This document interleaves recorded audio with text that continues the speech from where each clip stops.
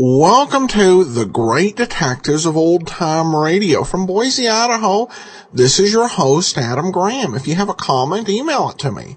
Box13@greatdetectives.net. Follow us on Twitter at Radio Detectives and become one of our friends on Facebook, facebook.com/Radio Detectives.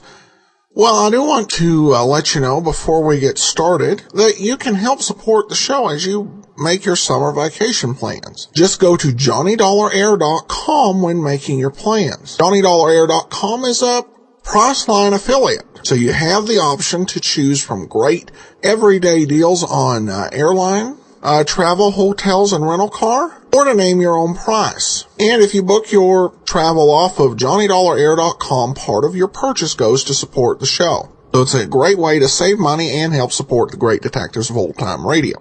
So just remember, go to JohnnyDollarAir.com and check that first when making travel plans. All right. Well, now we're going to begin a new series, the Carter Brown Mysteries. Carter Brown Mysteries were based on the books by the novelist Alan Jeffrey Yates, who, when writing mysteries, went by the name Carter Brown. He wrote under some other names, Todd Conway when he wrote westerns, Caroline Farr when writing romance, and Paul Valdez. But Carter Brown Mysteries, some of the most prolifically written, and this Australian series from the late 50s, actually serialized Carter Brown stories in a series of 15-minute episodes. Plus, with each serial featuring a different detective, this will work well because there are some Fridays where we're not going to have 4 straight weeks in a row because of missing episodes or some quirk in the Johnny Dollar serial that we're playing that week. So each serial can be listened to as a detective in and of itself. Series started airing in 1958, and we've got the first series. So we're going to present for you tonight Call for Columnist Part 1, and then when we return, be ready to find out the end of the Molly K matter.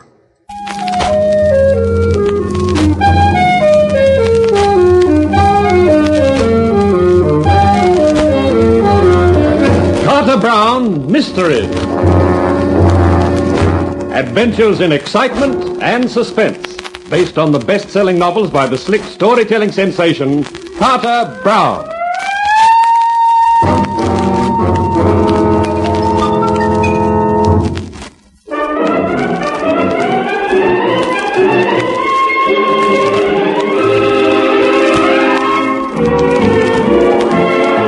We take pride in bringing you the first of a new series, the program drawn from the celebrated books by Carter Brown, which have sold more than 10 million copies and continue to sell at the rate of over 1 million copies a year. Each week you'll hear a complete story dramatized in the smooth, modern style which has been responsible for Carter Brown's enormous popularity both in Australia and abroad. And here, to introduce the Carter Brown Mystery Theater, is Carter Brown himself. How do you do, ladies and gentlemen? I'm very pleased indeed, and I must admit flattered, too, to have been asked to present my stories to you. Mr. Brown, I know you've led a pretty adventurous life yourself. You've traveled around the world as a salesman, publicity writer, film technician, and now, finally, as a best-selling author. And quite a number of people seem to think that the heroes in your stories are really yourself. Now, is that true? No, it's not. And if I sound very definite about that, it's because my wife's listening to me, and I don't think she'd like the idea of my running into so many gorgeous blondes, brunettes, and redheads as the gentlemen in my books do. No, nor, I suppose, into as much trouble as they do. No, I don't think she'd like that either, I hope. Yes, your heroes certainly do wind up in strife, don't they? Like Johnny Lane, for instance. Johnny's a newspaper columnist, and they've got a premium on problems. Not that they all run into the same kind of bother as Johnny. They wouldn't want to. Well, he's a cocky character with an eye for a beautiful babe and printer's ink instead of blood. But suppose you find out for yourselves. Here's Johnny Lane to tell the story which we've titled Call for a Columnist.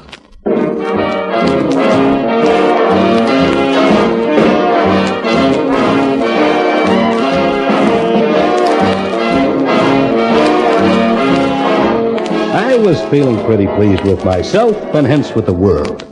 I had the best table in Jules' night spot, courtesy of Monsieur Jules himself, and on the table was my favorite drink and my favorite reading matter, a copy of the news, open at the best part of the paper, my own column, Dynamite with Johnny Lane, syndicated in 68 newspapers throughout the United States with an estimated 4 million readers. Yes, as far as I was concerned, life was a great big rosy bubble with Johnny Lane riding on top of it. Then the bubble burst.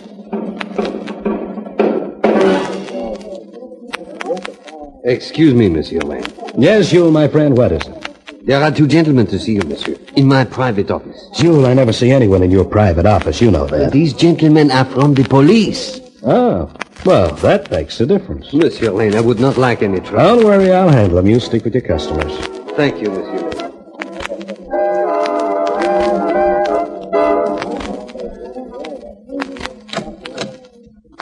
Well, I feel honored, gentlemen. Chief of Police O'Byrne and Captain Stanger in person, and together. Whose piggy bank has been robbed? Cut the clowning, Lane. This is serious. Oh, you intrigue me, Captain. Tell me more. We wanted to talk about your column, Johnny. A subject I am always happy to discuss, Chief. It's about the item concerning Albert Ferraro. I've got a copy here. Uh-huh. You said, mobster Happy Albert Ferraro won't get around much anymore. Not since he had unexpected visitors at 2 a.m. this morning. Rumor had it that Albert was going to sing to Senator Rowland's committee investigating vice and allied rackets in our fair city. This morbid columnist is betting that Albert sang his swan song in the small hours to an unsympathetic audience, with a hay and a hoe and no flowers by request. Who is the Mr. Big who's worried by Senator Rowland's questions? Keep reading this column, folks, and I'll let you know just as soon as I find out. Not bad, Chief. You really haven't got the style for it, or the voice. This paper was out on the streets at 3 a.m., just 1 hour after Ferraro had his unexpected visitors. It takes more than an hour to print your paper, Johnny, and that means you put that item in before it happened. Just a hunch, Chief. If I'd been proved wrong, I'd have had to wriggle out of it in tomorrow's column. But you haven't been proved wrong, Johnny. As soon as we read your item, we called on Albert. Guess what? He was at home, with a nylon stocking wound round his throat. Tight. Oh, that's what you get for sticking your neck out. Maybe you should see things the way we do, Johnny. We have to take Senator Rowland's investigation seriously. The more he uncovers on the vice activities in this city, the worse it looks for the police. Sure, we bust up a lot of small stuff, but the big stuff still goes on, and we can't get a lead. So, when we read our paper, we find that the one lead which might really have opened things up for us was never given to us, until it was too late. Oh, come, gentlemen, let's be fair. You get the same opportunities as I have for getting information. Better. If I happen to have outsmarted you on this one, it's no use feeling sore about it, is it? You just have to do better next time. Chief, let me bust him on the jaw, just once. It wouldn't look good to his 4 million readers. Johnny, all I want to know is where you got your information from. Sorry, Chief, that's confidential. Now, look, I've got more than 100 people in this city who hand me information. 2 things they're always sure of. Their money and my discretion. What happens if I tell you where the whisper about Albert came from? Word goes around that Lane can't be trusted. My column gets shot to heck. Okay, Johnny. I guess we'll just have to plug on with our own plotting methods. I see you're going to let us know pretty soon who the Mr. Big is. We'll be really interested in that. You got any life insurance, Johnny? Life insurance? What? I was just hoping you got plenty, because I don't think you'll find anybody willing to give you more. You're a bad risk now. I'm afraid I don't quite follow. If we're interested in your story about Ferraro, how much more interested do you think Mr. Big is going to be? And when he gets around to asking you about it, I don't think he'll take that confidential routine as an answer. Let's go, Captain. So long, Johnny. Or should it be Goodbye. I'm not a nervous character, but as O'Byrne and Stanger walked out, I suddenly found myself dabbing my forehead with a handkerchief. There ought to be a law against policemen going around frightening people. Well, I decided I could use a drink back at my table. Didn't waste time apologizing to the people I knocked over to get there. Monsieur Lane, everything was all right? Yeah, sure, Jules. Don't give it another thought. Oh, I am grateful. Monsieur Lane, there is someone who would like to say hello to you. I never say hello to anyone. That's one of my principles. Hello, Mr. Lane. I turned to look at her, a startlingly beautiful face framed by close-cropped black hair and a set of curves that'd send a racing car driver dizzy. My principal shot through the ceiling. Well, hello. This is the feminine half of the new act I am presenting. The Adagio dancers, Simon and Simone. You saw them last night, Mr. Lane. Oh, yeah.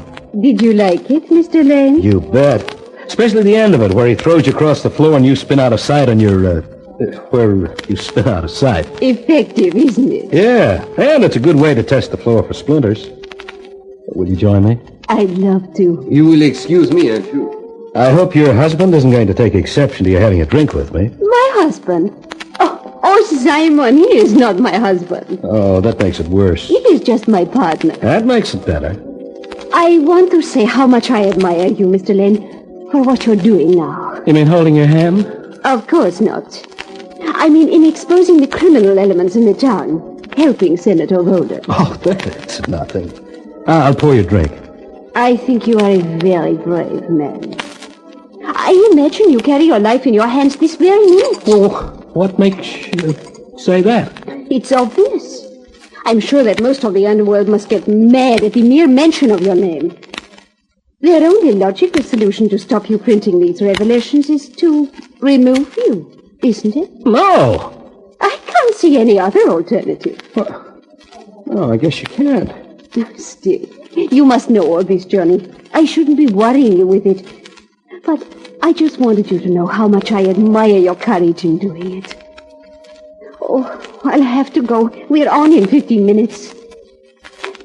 Maybe we could continue this conversation after my act is over. Well, I've got to get home and get out my column. Can I take a rain check for some other night? Any night, Johnny. Say, tomorrow? My customary cab was waiting outside the night spot. Part of the service for a celebrity. I got in and gave the driver the address of my penthouse. We made about 2 blocks when I noticed he was studying my face in the rear vision mirror. What's the matter, driver? Have I got smallpox? You're Johnny Lane, aren't you? Newspaper guy. Yeah, that's right.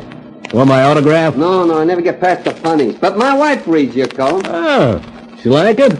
Well, I don't know whether she likes it. She don't ever say, but remember they published your photo a couple of months ago? Oh, I believe they did. I asked them not to, but they told me they were sick and tired of the letters demanding to know was I as handsome as they imagined me to be. Yeah, well, the old lady sees it, and she don't believe it. It happened to be a good likeness, that's all. That's what I'm going to tell her when I get home. She said she didn't believe any guy could look as dumb as that. Here we are. How much do I owe you? We got 98 cents on the clock, Mr. Lane. Here's $1. You can keep the change. Hey, what do I do with the 2 cents? Endow an orphanage.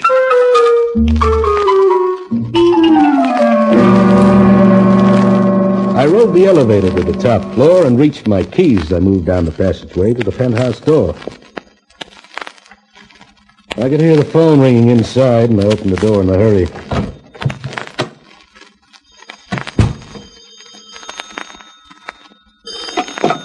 Hello? Is that Johnny Lane? Another? Who's that? I'm so glad you published that item I gave you about Albert. Yeah, well, it's got me into a lot of trouble with the police. They want to know how I knew what was going to happen before it happened. Did you tell them? Well, how could I? I don't know myself.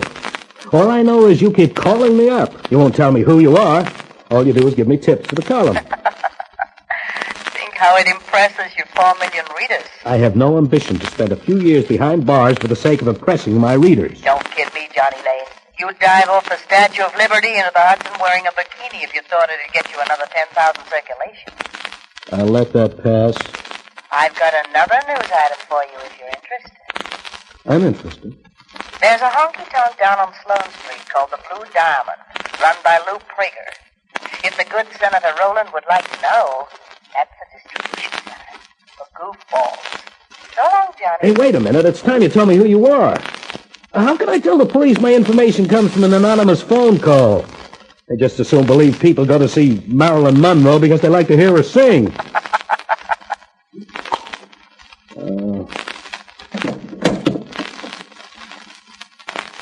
What the... Hey, hang on to yourself, kid. It's under the door. Okay, I'm coming. Just move back quietly, Mr. Lane, and we'll close the door. Hey, that's a gun! Your eyesight's 20/20, Mr. Lane. So get inside where we'll be nice and private.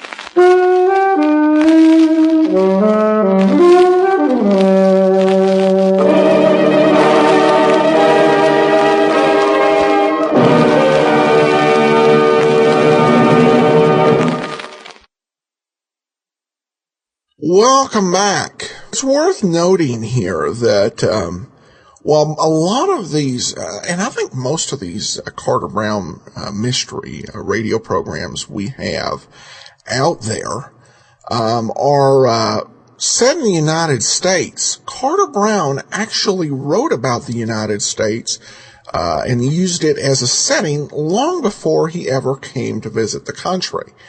It was very popular with Australians at the time to have stories set in the U.S.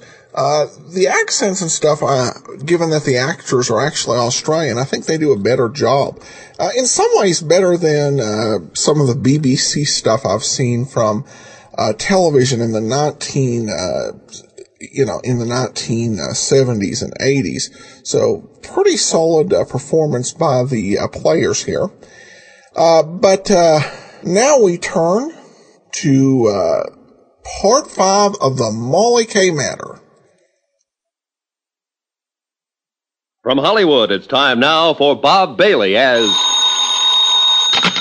Johnny Dollar. Johnny, I've got it for you. Lou Tang. Good. What did you find out? That prices on the Tokyo grain market did break suddenly, about 3 weeks ago. 3 weeks. Uh-huh. Reason, oversupply. The price has been holding since at about 60% of the peak. A 40% drop, big enough to cause the damage. What damage? The sinking of the Molly K, a double cross, a frame-up, murder. It's as clear as crystal, Lou. Come see me later tonight. Tell me all about it. All right. Or at any rate, come on, tell me about something. About a certain night in Paris, maybe? I think I'd like that very much, Johnny. Wait for me, Lou. I'll be there later. You can count on it.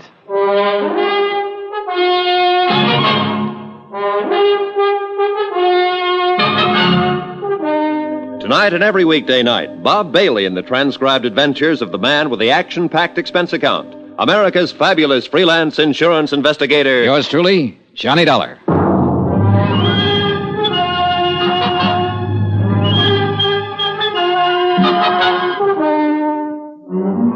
From Special Investigator Johnny Dollar, location San Francisco, to the Home Office, Marine and Maritime Casualty Limited, Hartford, Connecticut. Assignment, the Molly K. matter. Expense account, final page. Item 9, 770, long-distance calls to Hartford and New York. I was pretty sure before I called, but I had to check on it. It checked. Item 10, 80 cents, taxi from my hotel to the waterfront office of Inspector Dan McKay, Harbor Police. It's a funny deal, Johnny. I can't figure. Captain Brawley is clammed up tight. Won't answer any more questions. Doesn't want a lawyer. Won't even talk. It's a funny deal. Not when you consider the fact that he's innocent. What? What you said? I know. I argued the opposite. I was wrong, Dan. What is it, Johnny? Just plain stubbornness? No, but that's what it is with Captain Brawley. Maybe that's the tip-off, his stubborn bullheadedness. The human elements you mentioned. How you figuring it? If Brawley were in a money jam, he'd never scheme and connive at planning a thing like that of sinking his own ship. He's too stubborn. And besides, he wasn't in a jam, I'm sure of it. Well, no, wait a minute. He had a $100,000 mortgage to meet. I finagled some information out of the bank. The Brawley Shipping Company has a free balance of nearly $150,000 in cash assets. But look here, Johnny. No, you look. I started out with a motive, and I built a pretty strong case on it. Even you agreed. Everything pointed toward Captain Brawley. Sure, because somebody was helping things point toward him. What do you mean? It wasn't just the ship itself that was insured. I'm still lost, Johnny. Keep talking. All right, look. That cargo of grain was also insured by the owner with another company, not mine, and for top market value, full price. Yeah, well, keep talking. All right. The Tokyo grain market broke just 4 days before the Molly K was due to sail the first time. The shipper stood to lose nearly half his investment if the grain reached Yokohama at that time. Well, it didn't reach there. It's lying out there on the bottom of the Pacific. Net result, instead of taking a loss because of price, the shipper gets full price from the insurance company. It adds up, Dan. Yeah, it sure does. The shipper. I think Captain Brawley suspected him, too. That's what kept the old captain on the prod. His ship gone, under suspicion for the sinking, yet not wanting to hurt his daughter. He was caught right in the middle. But keep on holding him to make it look like we still think he's the guilty party. Well, it's that girl of his I feel sorry for, Ellen. She's the one caught in the middle. Yeah, I know. And it's going to be rough on her when she finds out. Engaged to a killer who's been using her to smash her own father. Great setup. Yeah. Well, I'll get a bulletin out. We'll pick up this Dean Sutton and bring him in. Yeah, but you know something? It'll be awful hard to pin it on him. Need evidence, something definite. Look, why don't you let me have a go at him first? Oh, it's out of the question, Johnny. Of course, if you should happen to find him before we do, well... Yeah, I might just do that, Dan. In fact, I've kind of got a hunch I will. It was a hunch, but it might be a good one. I left Dan's office and walked east along the waterfront, following the long curve of the Embarcadero with its miles of docks and wharves. The night had settled down over the bay and the city, and with it a dark, damp blanket of fog, even heavier than the night before. And because of that and other reasons, I felt cold and lonesome and alone.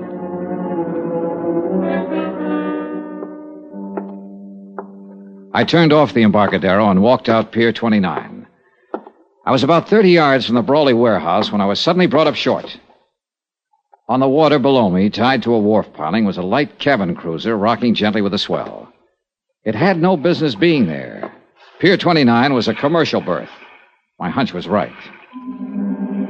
I moved quietly to the edge of the wharf and stood watching the little cruiser for several minutes. There was no sign of life, no sound. Finally, I climbed over the dock rail, down the wharf ladder, and stepped onto the deck. Still no sound, no movement. I moved over to the companionway door leading down below decks and reached out my hand for the latch. Then I stopped short, caught suddenly by a sharp feeling of danger. It wasn't a sense of being watched. It was deeper, more subtle, more vague. I tried to shake it off, reach again for the latch. Then the boat shifted slightly, and the dim glow from the wharf light overhead moved across the hatchway door. Inches in front of my face, I saw the glint of bare copper wires, all set to make contact if the door was open. One more move, and I'd have been blown sky high. That boat was booby-trapped.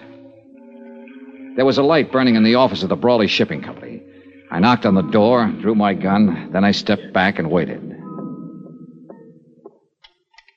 I leveled the gun on the door. Johnny.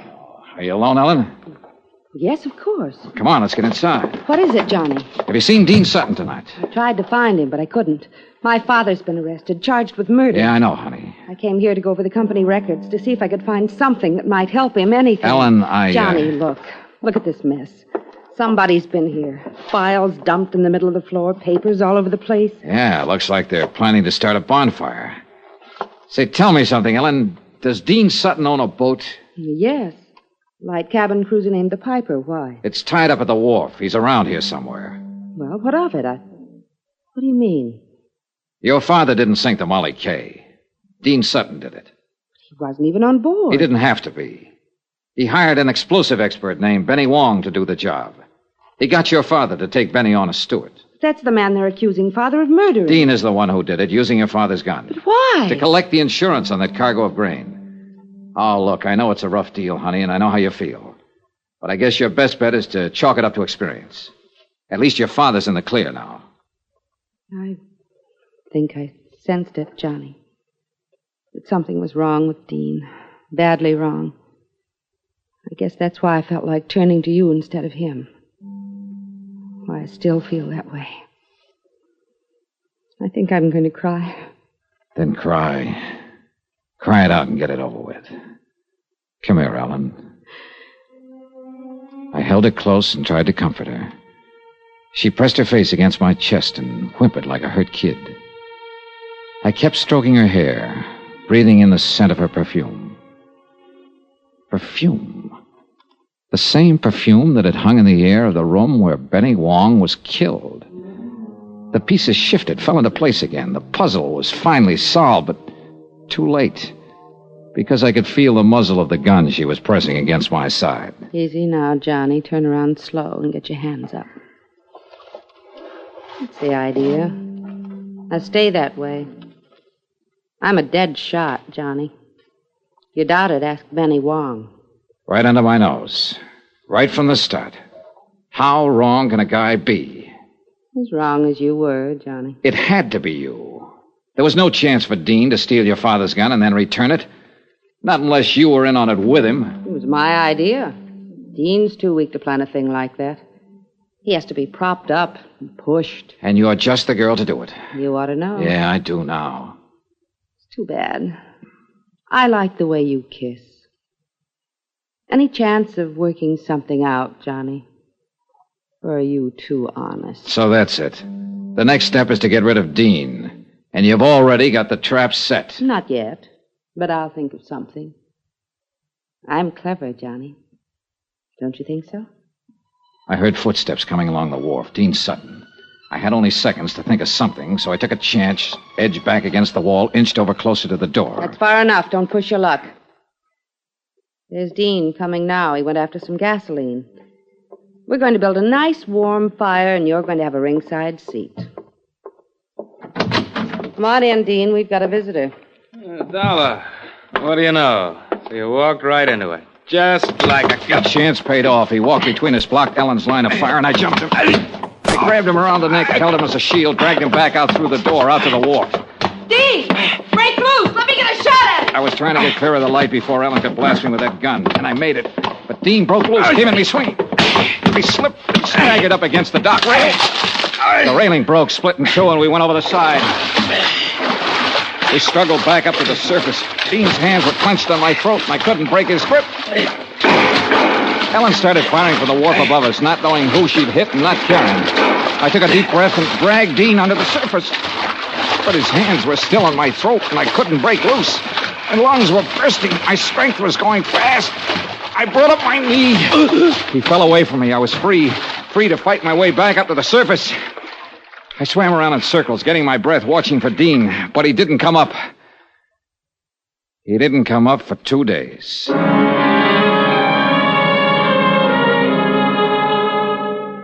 When I climbed up the ladder onto the wharf, Ellen was nowhere in sight. I heard somebody running toward me, saw the flashing red light back at the land end of the pier, and I knew why she'd left. Dan McKay and his boys. Johnny! Johnny! Hey, over here, Dan. Are you all right, Johnny? Yeah, I'm all right. Do you see Ellen, Brawley? Well, some girl ran up the wharf there toward that cruiser. That boat's got a booby trap on it. Come on, Dan. All right. What's she doing here? She was in on it, too. Dean's in the water, drowned, I guess. Look, there she is, climbing down off the wharf. Ellen, stop. She's on the cruiser. No. Ellen! She's gonna try... Look out! Get down! Flat on your face. If she opens that hatch...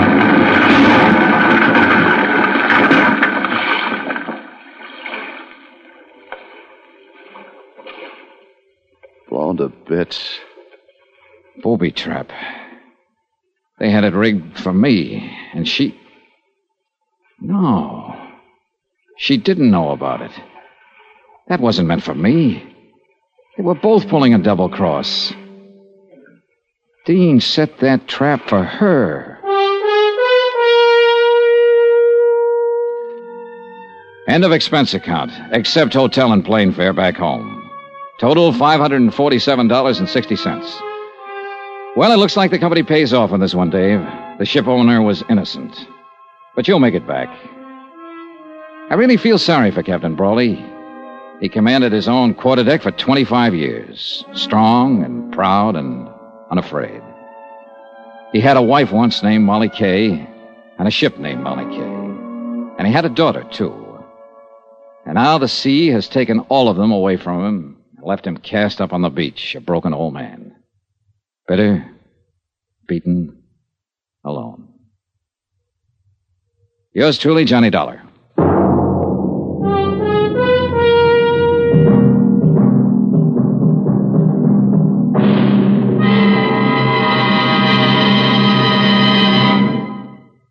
Now, here's our star, Bob Bailey, to tell you about next week's story. Thanks. Next week, the case of a man who didn't exist, except for one thing. He suddenly showed up. Join us, won't you? Yours truly, Johnny Dollar.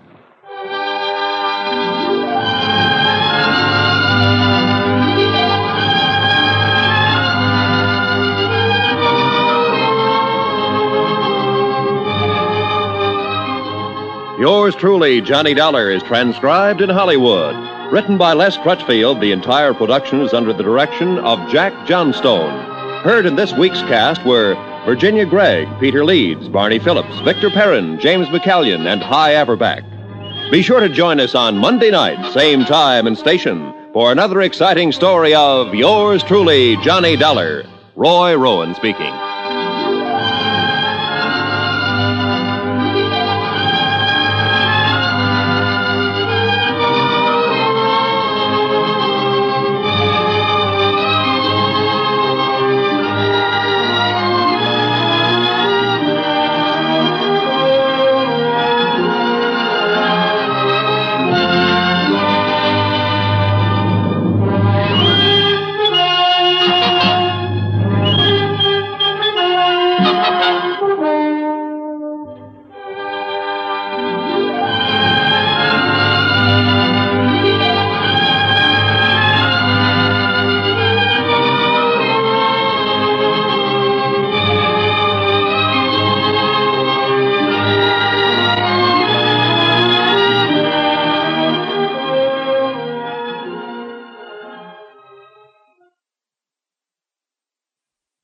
Welcome back. Well, it's worth noting because listeners are going to figure it out anyway. I'll get some emails on it if I don't mention it, so I'll go ahead and mention it. This particular episode of Johnny Dollar represents a very rare writing fail on behalf of the writers. The key point here is at the end of part 4, Johnny discovers the daughter's perfume at the scene of the crime. And in this one, despite that, he's, just as clueless and innocent as a lamb about her possible guilt and complicity in the matter. And I can't help but think that that sort of slip may have been a result of the requirements and the expectations of getting out these 5-part Johnny Dollar stories. The way it sounds to me, it sounds like that the writer intended for this to come out, as he was holding her in this episode, but that somehow or another, it may have been, we want to have a cliffhanger, something that'll have the audience ready to listen. So it looks like the author, went in and he wrote the cliffhanger into part 4 and then forgot, that it was a big reveal in part 5. So a rare lapse here on Johnny Dollar. A couple of names in the credits worth noting. Barney Phillips, really solid as Captain Brawley, and Virginia Gregg. I wish we had more detailed cast credits for these. I wouldn't be surprised if she played the one-time girlfriend of Johnny and the daughter of the captain. I think she could have pulled both of them off. And she has done multiples. There are a few, surviving scripts that show Virginia Gregg's versatility.